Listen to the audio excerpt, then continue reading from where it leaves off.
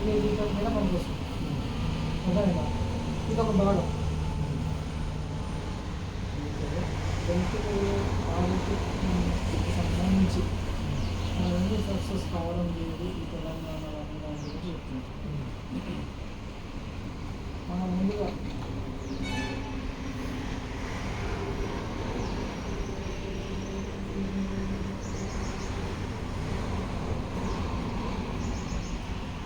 చేస్తాం. ఎవరైనా ఎవరి ద్వారా ఒకరి ద్వారా మనకంటూ ఒక ప్రవేశం వస్తుంది. 25 ఏళ్ళప్పుడు వచ్చాము. 26 ఏది గురించి మాట్లాడాలి అది మాత్రమే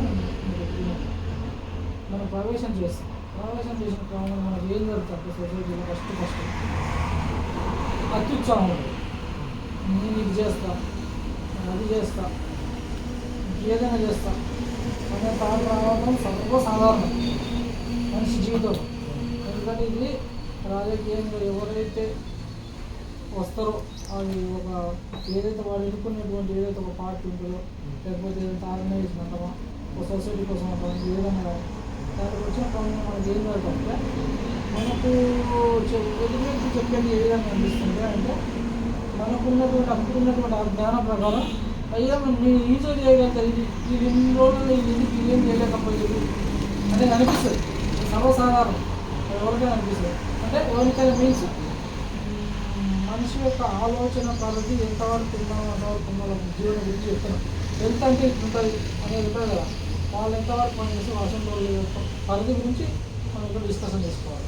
అయితే దీంట్లో ఏం జరగాలంటే ఇది ఏదైతే ఒక రాజకీయ పార్టీ అనుకున్నాం రాజకీయ పార్టీ దీని సిద్ధాంతం ఎట్లా పనిచేస్తుంది,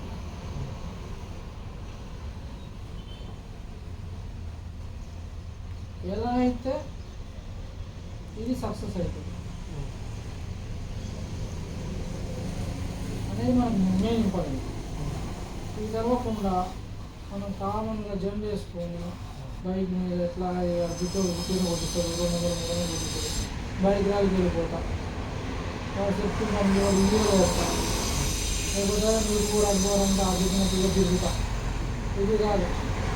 శారీరకంగా మనం సక్సెస్ కావాలంటే నిత్యం పుస్తక పఠనం కావాలి.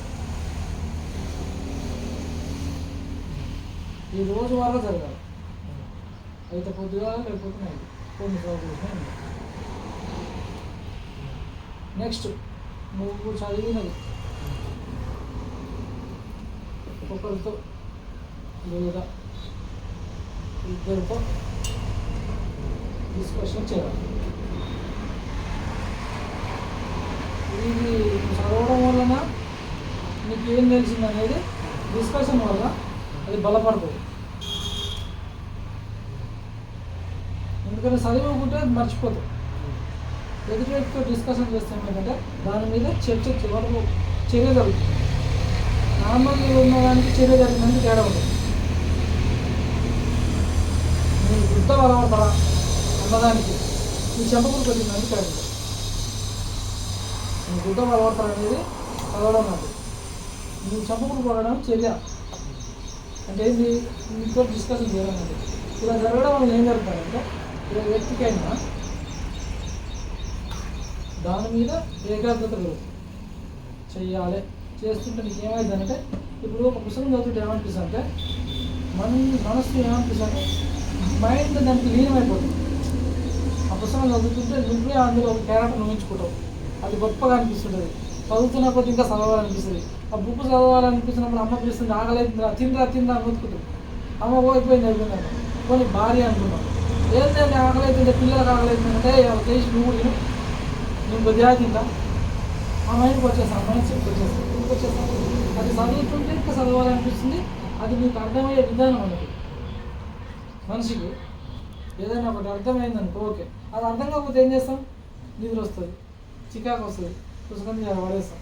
ఏమన్నా ఇప్పుడు జీవితాలు పుస్తకం చదవ నాకు తెలియదు నేను చదువుతాకి పక్కేస్తాం. కానీ చదువుతుంటే దానిలో నువ్వు అనుభూతి పొందుతుంటే ఏమంటే అది విధానం వేరే ఉంటుంది.